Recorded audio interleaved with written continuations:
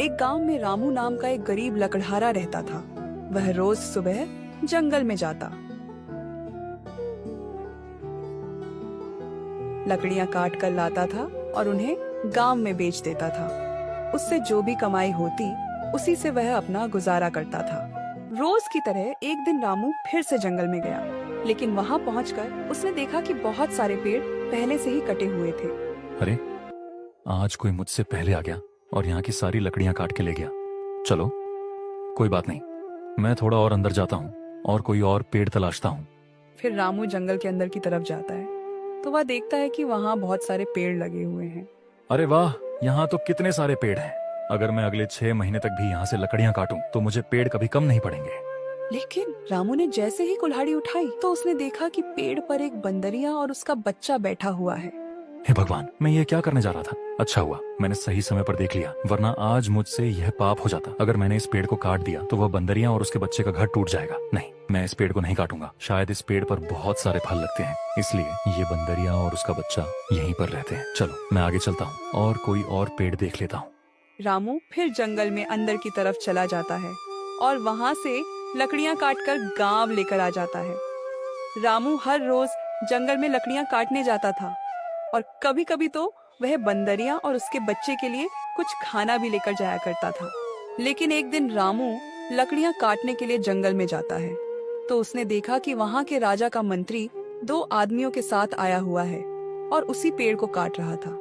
तभी रामू उस मंत्री से कहता है, मंत्री जी, आप यह पेड़ क्यों काट रहे हैं? राजा का आदेश है कि गर्मियां आने से पहले महल में लकड़ियां जमा हो जानी चाहिए, इसलिए मैं इस पेड़ को काटकर इसकी लकड़ी महल में जमा करने जा रहा हूँ।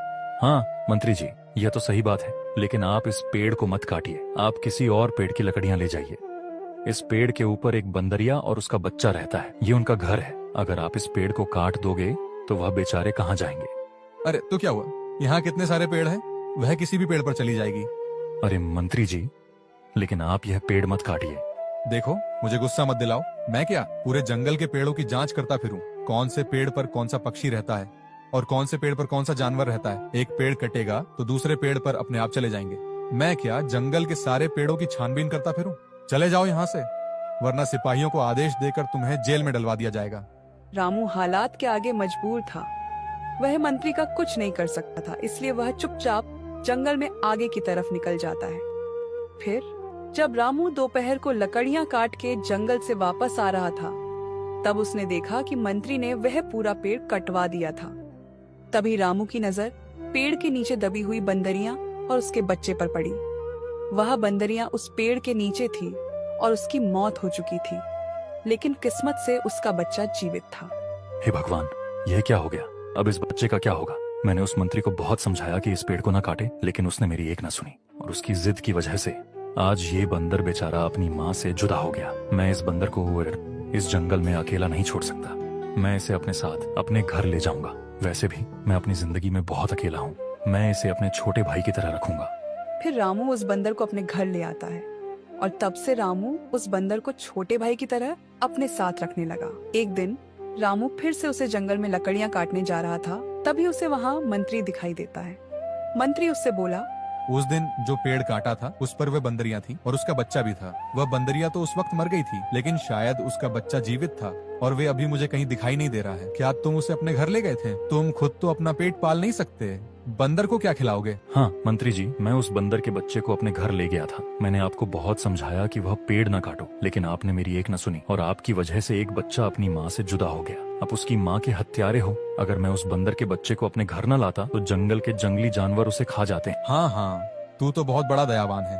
सारी दुनिया की इंसानियत और अच्छाई का ठेका तो तूने ही लेकर रखा है। मंत्री जी, मैं आपसे एक विनती करता हूँ, अगली बार आप कोई भी पेड़ काटो तो उस पर देख लिया करो कि किसी पक्षी का या फिर किसी जानवर का बसेरा तो नहीं है। अरे अब मुझे जंगल के अंदर पेड़ काटने से पहले पेड़ की जांच पड़ताल भी करनी पड़ेगी। तू क्या चाहता है, मैं हर एक पेड़ के पास जाकर देखूं कि उस पर कोई रहता तो नहीं है? अगर कोई रहता है तो उसे बोलूं, भाई साहब आप किसी और पेड़ पर चले जाओ, मुझे ये पेड़ काटना है। अब तू मुझे सिखाएगा? देख रामू, मैं राजा की नजर से बचकर जंगल के पेड़ को काटता हूँ और उसकी लकड़ियों की तस्करी भी करता हूँ। और उस दिन मैंने जो पेड़ काटा था उसकी लकड़ी अभी मैं किसी और राज्य में जाकर बेच दूंगा, लेकिन राजा को इसके बारे में पता नहीं है। और राजा मुझ पर शक भी नहीं करेंगे। लेकिन अगर तूने मुझे और ज्यादा परेशान किया तो देख लेना, मैं वह सारा इल्जाम तुझ पर डाल दूंगा कि रामू जंगल से लकड़ियों की तस्करी भी करता है, और फिर तू पूरी जिंदगी जेल की काल कोठड़ी में सड़ता रहेगा। तेरा भला इसी में है कि तू यह गाँव छोड़कर चला जा और दोबारा इस गाँव में दिखाई मत देना। फिर रामू वहाँ से अपने घर चला जाता है और उसे बंदर से कहता है, चलो दोस्त, इस राज्य से मेरा दाना पानी उठ गया है। यहाँ का मंत्री बहुत ही ज्यादा दुष्ट है। वह जंगल में लकड़ियों की तस्करी करता है, और अगर मैंने ये गांव नहीं छोड़ा तो वह तस्करी का सारा इल्जाम मुझ पर डाल देगा। मेरी बात पर कोई विश्वास भी नहीं करेगा और मैं पूरी जिंदगी काल कोठरी में सड़ता रहूंगा। और फिर तुम्हारा क्या होगा? इससे अच्छा तो ये है कि हम ये गाँव ही छोड़कर चले जाएं। फिर रामू बंदर के साथ गांव से दूर जाने के लिए निकल पड़ता है। फिर रामू दूसरे राज्य में काम ढूंढने के लिए डर डर की ठोकरें खा रहा था। ना तो उसको कहीं पर काम मिल रहा था, न सर छुपाने के लिए छत। उसे और उसके बंदर को खाने पीने की भी बहुत दिक्कत होने लगी थी। मुश्किल से उनको एक वक्त का खाना मिल पाता था। एक दिन रामू उस बंदर के साथ जंगल में एक पेड़ के नीचे बैठा हुआ होता है। तभी वहाँ एक पंडित जी आते हैं। पुत्र, तुम इस बंदर को लेकर इस जंगल में इस तरह से क्यों बैठे हो? बाबा, इस बंदर ने अपनी माँ को खो दिया है। अब इसका मेरे सिवा इस दुनिया में कोई भी नहीं है, इसलिए मैं इसे अपने साथ अपने घर ले आया था। लेकिन उस राज्य के दुष्ट मंत्री के लालच के चलते मुझे वह गांव छोड़ना पड़ा। अब मैं काम की तलाश में गांव में दरबदर की ठोकरें खाता फिर रहा हूँ। बेटा, तुम्हारा दिल वाकई में बहुत बड़ा है। तुम बहुत बड़े दिल वाले हो। तुमसे किसी का भी दुख कभी देखा नहीं जाएगा। तुमने इस अनाथ बंदर को अपनाकर बहुत बड़ा कार्य किया है। तुम्हें अगर कोई आपत्ति न हो तो तुम मेरे साथ मेरे आश्रम में मेरे शिष्यों के साथ रह सकते हो। मेरे आश्रम में कई सारे शिष्य रहते हैं और आए दिन वहाँ कोई न कोई साधु भी आते रहते हैं। उनके खाने पीने की और उनके रहने करने की जिम्मेदारी अगर तुम उठा लेते हो तो मेरा काम बहुत आसान हो जाएगा। ये तो मेरे लिए बड़े ही सौभाग्य की बात है कि मैं आश्रम में आपके साथ रहूंगा। लेकिन पंडित जी, मेरा ये बंदर भी मेरे साथ ही आएगा। मैं इसे कहीं पर भी अकेला नहीं छोड़ सकता। हाँ हाँ, मुझे कोई आपत्ति नहीं है। तुम इसे अपने साथ रख सकते। रामू पंडित जी के साथ उनके आश्रम में चला जाता है। रामू आश्रम की साफ सफाई, खाने पीने का सामान और पूजा का सामान लाना, ये सारे काम रामू करने लगा। रामू का बंदर हमेशा ही उसके साथ रहता था। पंडित जी रामू को मेहनत और लगन से काम करता देख बहुत खुश थे।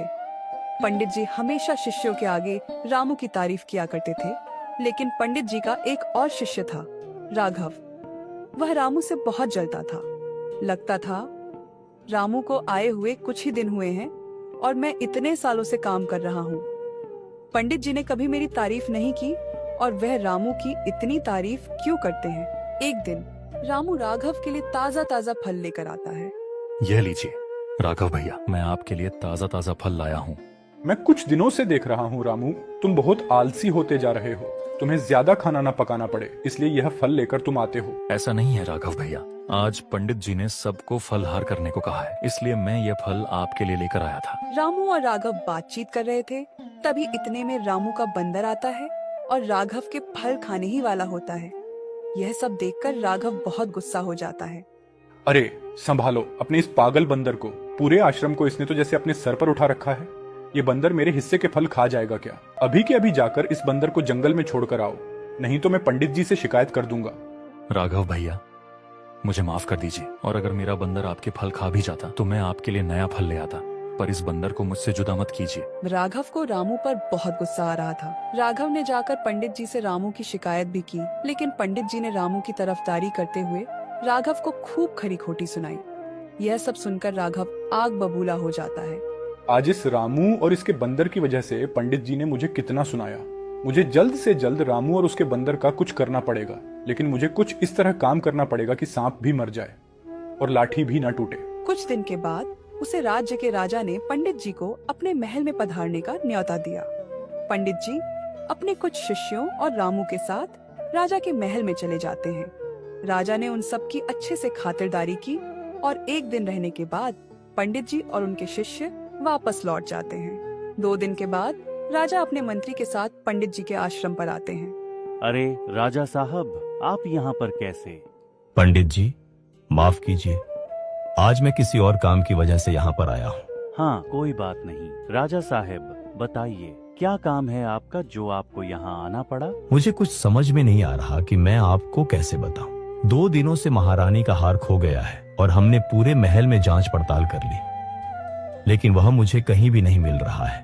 अरे राजा साहब, बातों को गोल गोल घूमना बंद कीजिए और साफ साफ बताइए, क्या हमारे जाने के बाद से वह हार गुम हुआ है? हाँ पंडित जी, बात तो कुछ ऐसी ही है। मतलब आप यह कहना चाहते हैं कि रानी का हार हम में से किसी ने चुराया है?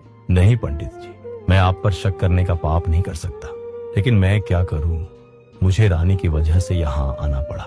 देखिए राजा साहब, आपके यहाँ आने से मुझे कोई दिक्कत नहीं है। आप चाहे तो मेरे शिष्यों की तलाशी भी ले सकते हैं। मुझे पूरा यकीन है कि मेरा कोई भी शिष्य ऐसा काम नहीं कर सकता। फिर राजा के साथ आए हुए सैनिकों ने रामू और बाकी सब लोगों की तलाशी ली। तब उन्हें रामू की झोली में से रानी का वह हार मिला। रामू निर्दोष था। वह पंडित जी से बोला, पंडित जी, मुझ पर भरोसा करिए, मैंने ऐसा कुछ भी नहीं किया है। मैंने रानी का हार नहीं चुराया है। रामू, मैं कभी सपने में भी नहीं सोच सकता था कि तुम ऐसी हरकत करोगे। तुमने तो पंडित जी का सर शर्म से झुका दिया है। नहीं राघव भैया, मैंने चोरी नहीं की है, मुझे कोई फंसा रहा है। पंडित जी, रामू रंगे हाथ पकड़ा गया है। अब मुझे इसे इस महल ले जाना होगा और इसे सजा भी होगी।